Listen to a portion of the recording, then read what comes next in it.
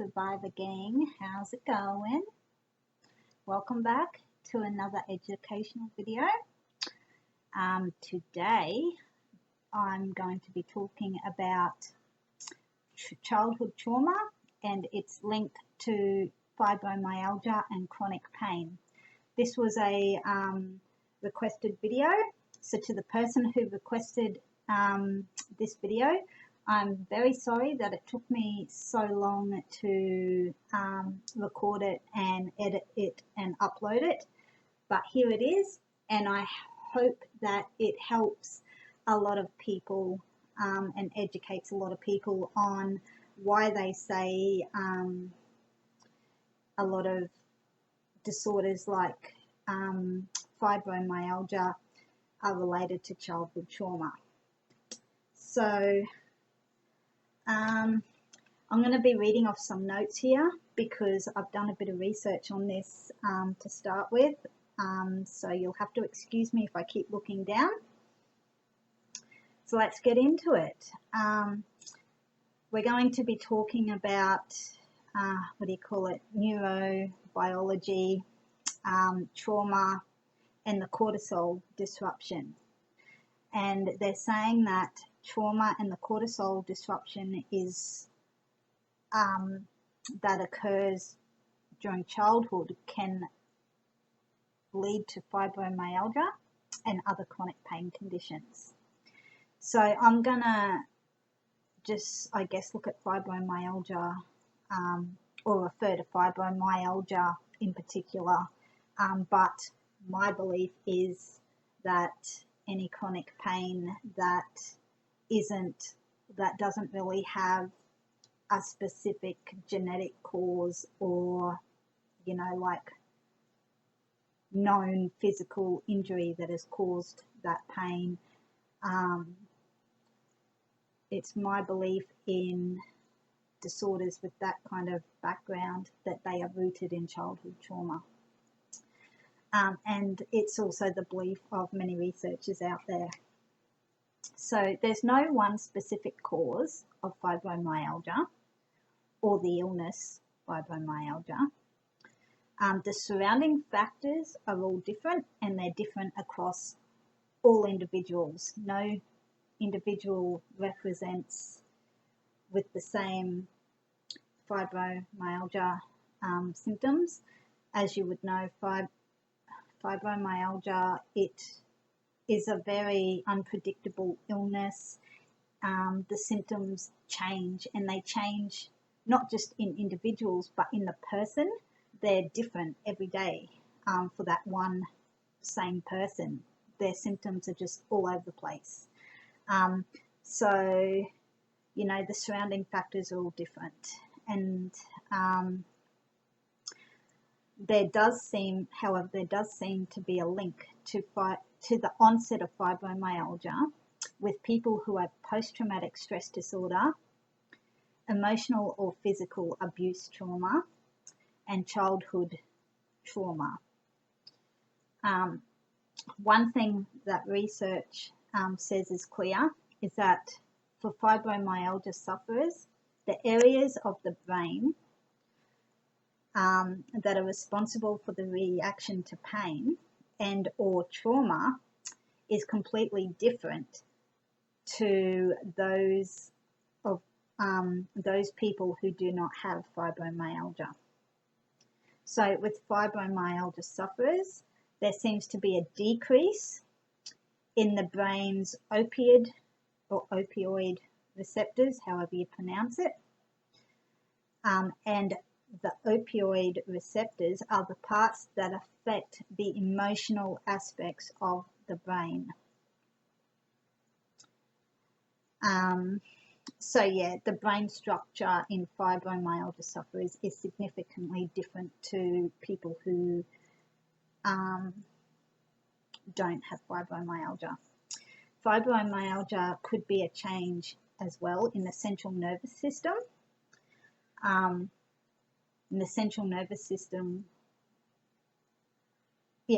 Fibromyalgia could be a change in the central nervous system, which causes a heightened response to pain.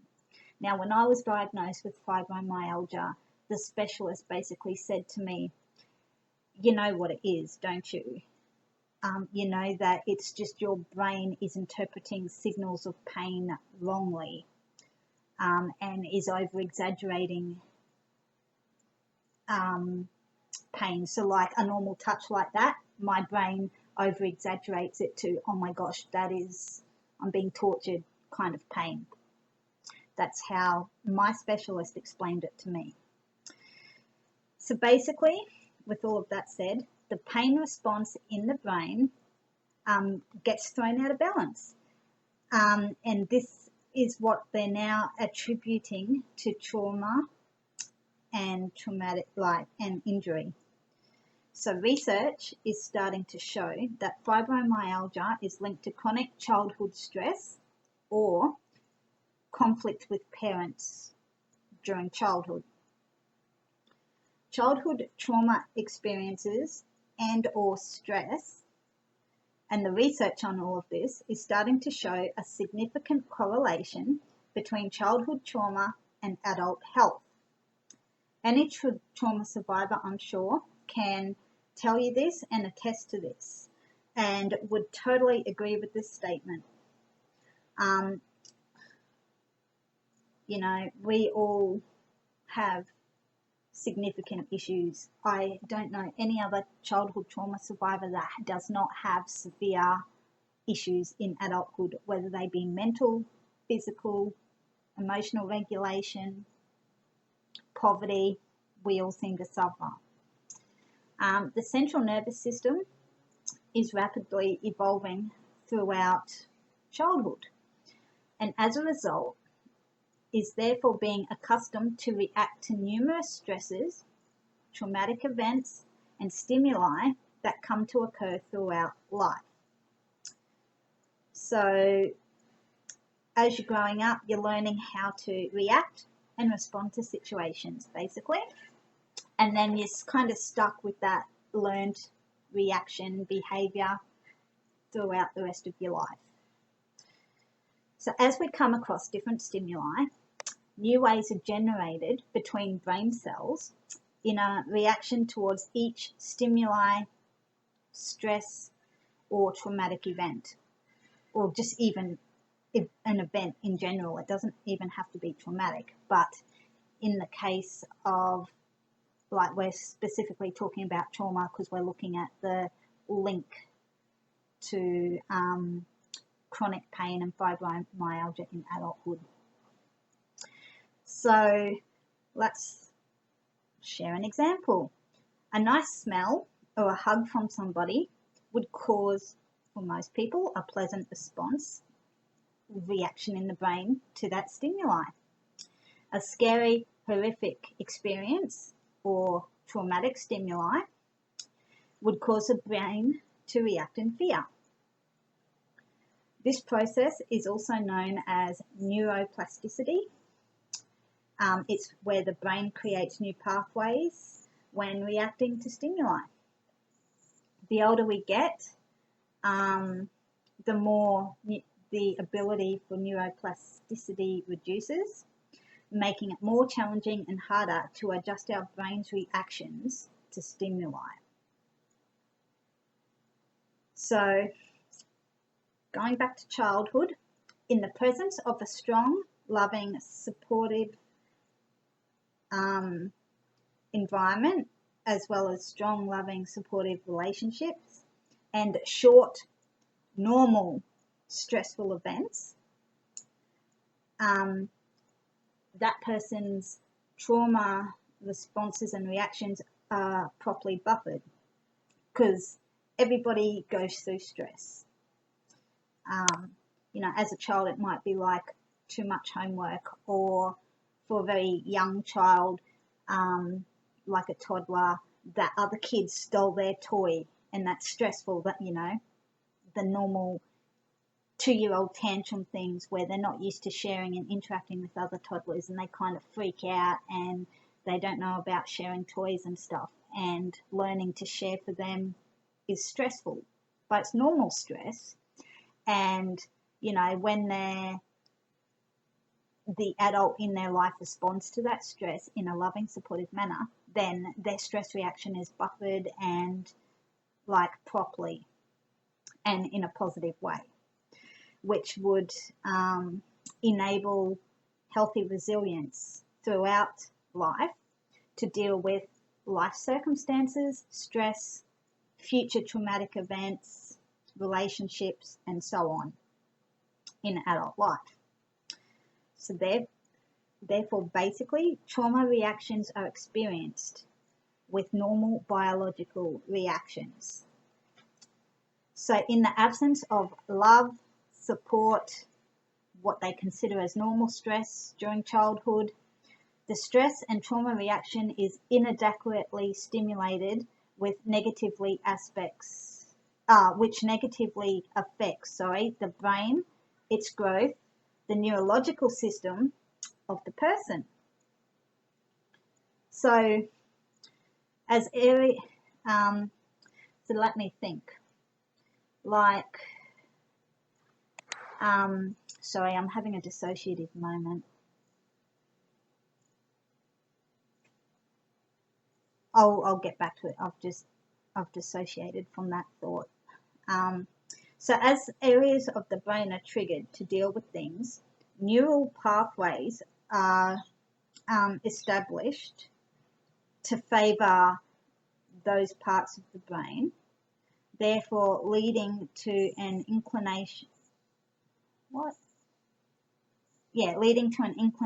in anxiety, trauma, pain, and fibromyalgia. So I'll link it back to that thought that I dissociated from. So when you go into trauma, your body prepares itself to flight, fright, freeze, fuse, and like flop. Okay, so you've probably heard of the 5 Fs. So your body will prepare to say flight or freeze. And as you're going into that flight or freeze mode or any of these other Fs, your brain starts releasing all these chemicals to cope with the trauma. Now, if the trauma is extreme, it occurs more than once, it's like an ongoing thing throughout childhood, your brain is continuously in that state to be hypervigilant and ready to flight, freeze, flop, or whatever at any given moment. So because you're always in that state of hypervigilance, your brain is, stuck in that state of releasing all these chemicals, and, it really shouldn't be. And like with animals, right, when they experience trauma, they'll go like flight, freeze, and then when they come out of it, they'll shake, and that's how they come out of it. And then they're back to normal and they go on about carrying on with their normal life. For humans with repeated trauma during childhood, you don't kind of come out of it. Your body doesn't really shake and you don't really go back to normal life. The trauma is normal life for that person, and their brain, which is normal for someone in a traumatic situation, is continuously releasing those chemicals. But in reality, for humans, it's not really normal to be in a state where you're continuously releasing those chemicals. That is not what the human brain, I guess, is designed to cope with. And so, when you're looking at childhood trauma and pain in that way, like you're in a state of hypervigilance constantly. Your brain's releasing those chemicals constantly, and those chemicals are getting circulated around your central nervous system and stuff. And I've read in research, and I believe it to be true, is that those chemicals then get stuck in like your muscles and your tissues and stuff. And like I said, animals will go into shake, and when they're shaking, they're releasing all those chemicals.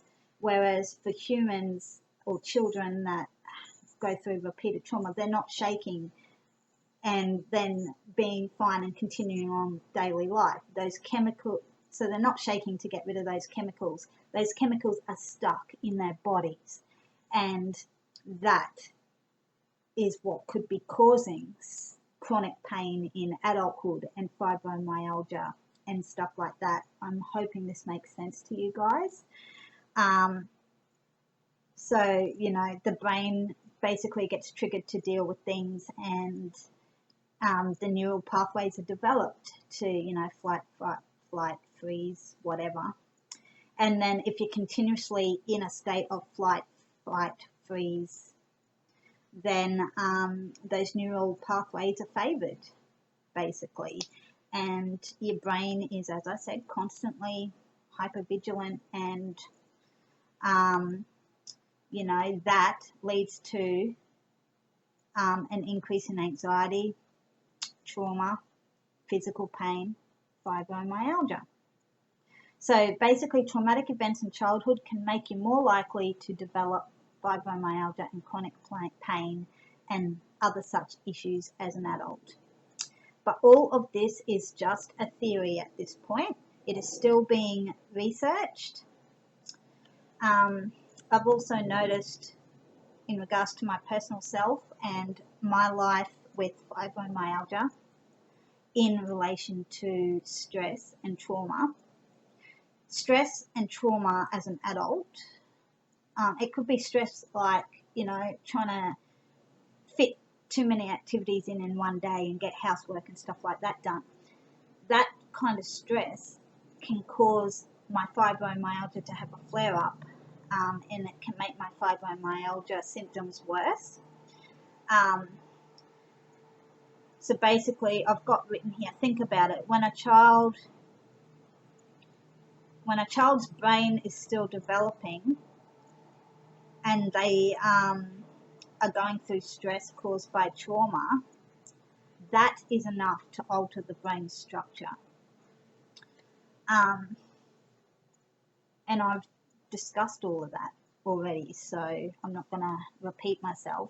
But emotions can also trap pain. And that's like, you might hear people referring to like the body's somatic response. So if somebody says something to really hurt you and trigger you, you'll respond, instead of responding emotionally and going, oh, I'm really sad and upset about that and I need to cry. Instead of responding like that, you're more likely to go numb and be like, oh, I'm fine, that doesn't upset me. But your body will react with severe physical pain or nausea, vomiting, upset stomach, that kind of thing. That is a somatic response instead of an emotional response. And as a child, you know, you can't show emotion when there's trauma, because if you show emotion, it might make your abusers more angry or more abusive towards you, or it might make them taunt you for appearing to be weak because you're getting upset and showing your pain in relation to the trauma. So it's much safer to deny your emotions and not express that emotional aspect or pain. It's much easier to just go numb and basically ignore what's happening for you emotionally, internally, inside. It's easier to ignore all of that and I guess transfer your pain into a more like a physical sense and focus on, so it's like if you're, I'll put out a trigger warning. I'm going to give an example of abuse. I'll try not to be too graphic or triggering. So say your parent as a child is physically abusive and you did something and they're like beating the crap out of you and, you know, they won't stop beating you. And you can't cry because it'll make them more angry and make them beat you more. So instead of crying, you're not focusing on, I feel sad. You're focusing on each blow to the body. You're focusing on the physical pain. and the emotions then get trapped inside your body because you're not dealing with them and expressing them. You're trapping them, and you're transferring your focus onto a different aspect of the abuse, like the physical pain. And that's another reason why I think childhood trauma can be linked to fibromyalgia, because you go into adulthood and you haven't dealt with or expressed the emotional aspect of the trauma, and your body's holding all of that, and your body has to release it and express it somehow, but it doesn't know how to do it emotionally because you didn't get that opportunity as a child. And most trauma survivors as adults struggle with emotional regulation skills and just releasing emotions in general. And so, you know, your body has to release that somehow, and it does it in the only way it knows how. And for some people, that's physical pain, physical illnesses, diagnosed chronic pain conditions like fibromyalgia. So I hope that video kind of explains and educates you on fibromyalgia and the link to childhood trauma. I hope I explained it all right. And thank you for watching. If you have any video requests or things you want me to talk about similar to this, if you want me to explain, you know, something in relation to something and it's all psychology related, let me know. I'm happy to try and put together a video for you. You like my t-shirt? So it's got Determined there. It's got the Surviva there. And then on the back, it's got, oh gosh, let me turn around. Surviva. That's my new t-shirt. I'm loving it. I have a shop open on Redbubble. Redbubble, yes. Survivor Gang shop. I've got two collections. I've got the what have I got? The Survivor Gang collection, which spells Determined Survivor like this. And then I've got the Classic collection, which spells it the proper way, DETERMINED, and then Survivor spelt the proper way instead of like this. So you've got the two options. You can go for this brand of Determined Survivor, or you can go for the Classic brand. So links are in the description below. Check out my shop. There's a range of products to suit everybody. There's t-shirts in all different colors, shapes. There's hoodies. There's art prints, poster prints, stickers, tote bags, drawstring bags, mugs, travel mugs, coffee cups, hardcover journals, soft cover spiral bound books. There's pencil cases, laptop sleeves, tablet cases. There's wall tapestries. There's a bit of everything for everybody, all different price ranges. So if you would like to join the Survivor Gang and join the movement that we are all determined to survive and we can overcome anything, feel free to support me on Redbubble by purchasing my products and rocking this brand.